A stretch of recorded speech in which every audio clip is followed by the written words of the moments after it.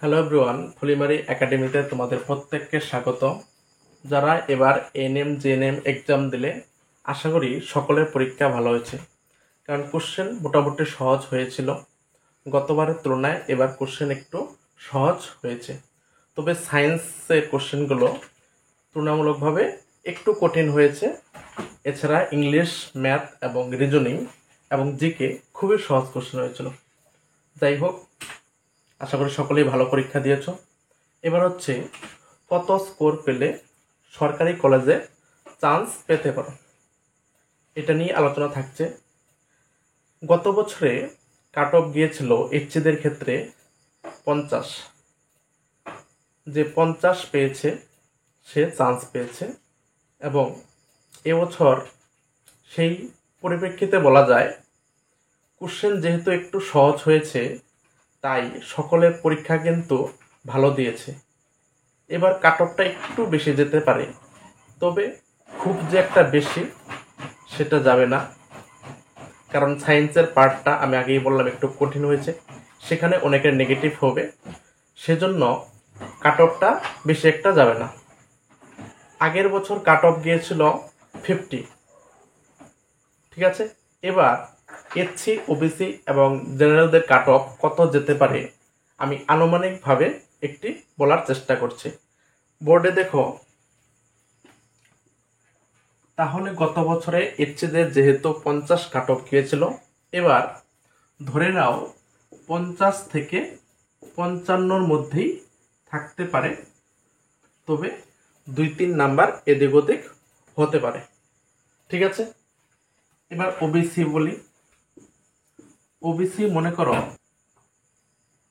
55 থেকে 57-র মধ্যে থাকতে পারে কাট অফ, এবং জেনারেলদের ক্ষেত্রে কত থাকতে পারে 57 থেকে 60 এর আশেপাশে থাকতে পারে, তবে যেটা বললাম 2-3 নাম্বার এদিক ওদিক হতে পারে। যারা ইচ্ছে, যাদের মার্কস 50 থেকে 55-র মধ্যে আছে, তারা আমার মতে সরকারি কলেজে চান্স পেয়ে যাবে। কারণ কি, গত বছর আমার নিজের বোন 52 নাম্বার পেয়েছিল এবং সরকারি কলেজে চান্স পেয়েছে। প্রথম রাউন্ডেই নাম এসেছে, মানে কাউন্সেলিং করতে হয়, রেজাল্টের পর তোমাকে অনলাইনে ফর্ম ফিল আপ করতে হবে। প্রথম কাউন্সেলিংয়েই নাম এসে পড়েছিল, 52 পেয়েছিল, এখন ট্রেনিং করতেছে। তাই বললাম, যারা ইচ্ছে আছো এবার 50 থেকে 55-র মধ্যে থাকলে তুমি চান্স পেয়ে যাবে সরকারি কলেজে, এবং ওবিসিদের ক্ষেত্রে 55 থেকে 57 এবং জেনারেলদের ক্ষেত্রে 57 থেকে 60, ঠিক আছে।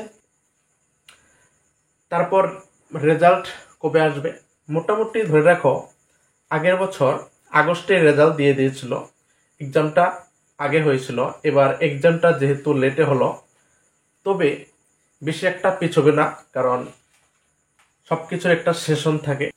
ধরে রাখো 1 মাসের মধ্যে বা 1 মাস 7 দিন এর মধ্যে রেজাল্ট সম্ভবত বের হয়ে যাবে, এবং ফাইনাল অ্যান্সার কিটা রেজাল্টের আগেই বের হয়। ফাইনাল অ্যান্সার কি দেখে তোমরা মিলিয়ে নিতে পারবে তোমরা কত পেলে, ঠিক আছে।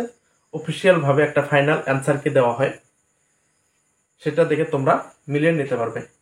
এবং কবে রেজাল্ট দেবে, অ্যান্সার কবে পাবলিশ হবে, এবং রেজাল্টের পর তোমাদের কি করতে হবে, কিভাবে রেজিস্ট্রেশন করতে হয়, প্রথম কাউন্সেলিংয়ে না আসলে আবার ফর্ম ফিল আপ করতে হয় কিনা, সমস্ত কিছু নিয়ে আমি স্টেপ বাই স্টেপ ভিডিও আনবো। তাই চ্যানেলে যদি তুমি নতুন হয়ে থাকো, চ্যানেলটি অবশ্যই সাবস্ক্রাইব করে রেখো। ডেসক্রিপশনে দেখবে হোয়াটসঅ্যাপের একটি লিঙ্ক থাকবে, সেই লিঙ্কে ক্লিক করে হোয়াটসঅ্যাপে যুক্ত থাকবে।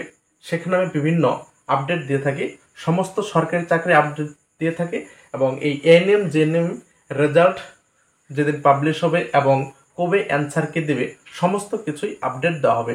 তাই তোমাদের বলবো, তোমরা এক্ষুনি ডেসক্রিপশনে লিঙ্কে ক্লিক করে আমার গ্রুপে জয়েন হয়ে নিও।